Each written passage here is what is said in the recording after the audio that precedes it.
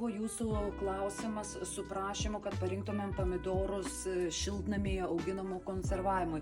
Tai būtų kalibri veislė, aukštaūgė ir granadero. Padažams ir sultims būtų gurmandija labai ankstyva, korazonas vidutinio ankstyvumo, taip pat celestinas, oazis ir belfortas.